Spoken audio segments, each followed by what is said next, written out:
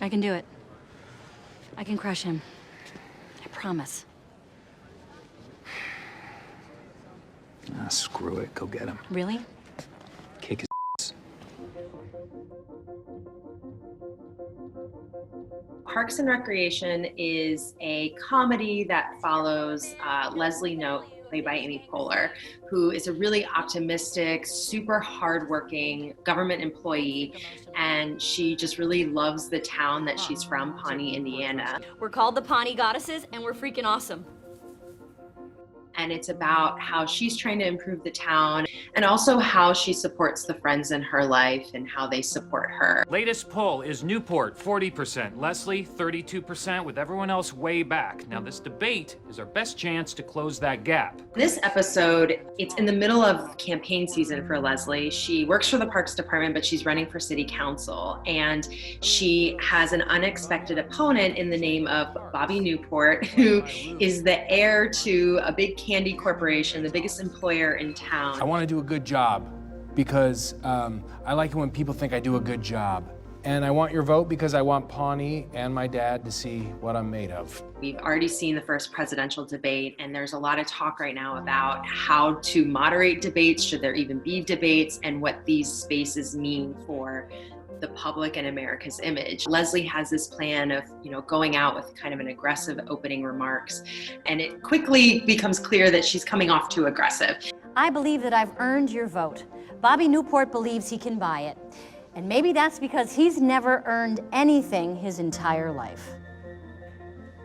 That hurt my feelings. There's kind of this other undertone of how women in particular running for political office, they have to walk this line oftentimes in how they're perceived. Normally in a debate, like a presidential debate, there is a spin room. That's one of those traditions that has gone by the wayside, and no one's really mourning its loss. It's really just people giving you quotes that are just trying to spin what happened, and it's not terribly useful as a reporter. Spin team! This is the best possible job for me. I could literally make anything sound positive. So what we see on this episode is maybe a view that a regular viewer at home watching a presidential debate or any debate wouldn't see, which is this kind of interaction. Just get out there and spin, man.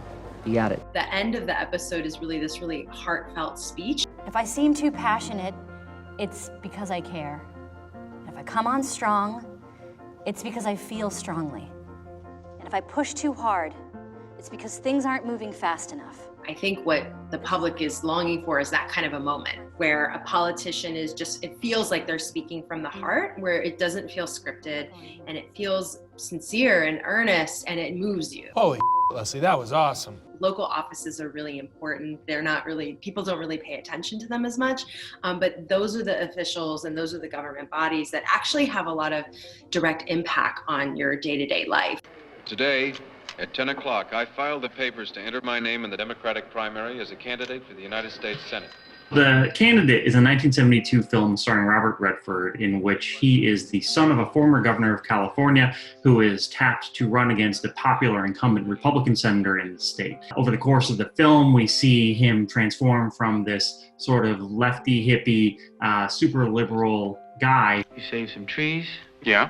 You got a clinic open. That's no good? Does that make you feel good? Not bad. Into a more polished, more professional actual candidate who then goes on to compete in this election. Over the course of his campaign, the candidate, his message gets muddier and blurrier, and he's criticized for that at one point. And his response is he's frustrated by it because he doesn't want to be that candidate, but it's inescapable. Put the phone down and let's get this straight. I want to know what the hell this campaign is. That is sort of a fact in a modern political campaign. There's no way to accurately present yourself to the public entirely. His name is McKay in the movie.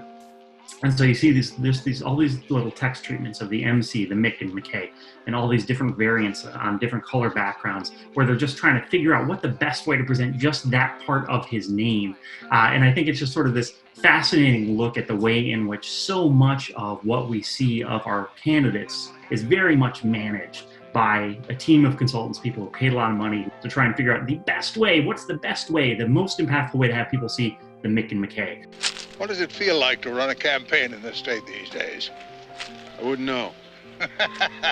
Did you really run your own campaign? Well, yes. What do you take me for? One of the fascinating things, if you go back and watch The Candidate now, is you see how many of the themes of the campaign actually are still resonant. Things like the environment, things like crime, the ways in which you address the working poor. All of those things are still issues in modern campaigns, and the debates they're having fall very much along familiar partisan lines. I think The Candidate obviously came at a time when politics wasn't as saturating. It was very, very important. It was a huge election that year, but it wasn't the force that it is now. It was released in 1972, which is a year in which the Democrats were getting absolutely walloped on the national ticket. Richard Nixon won a massive re-election that year.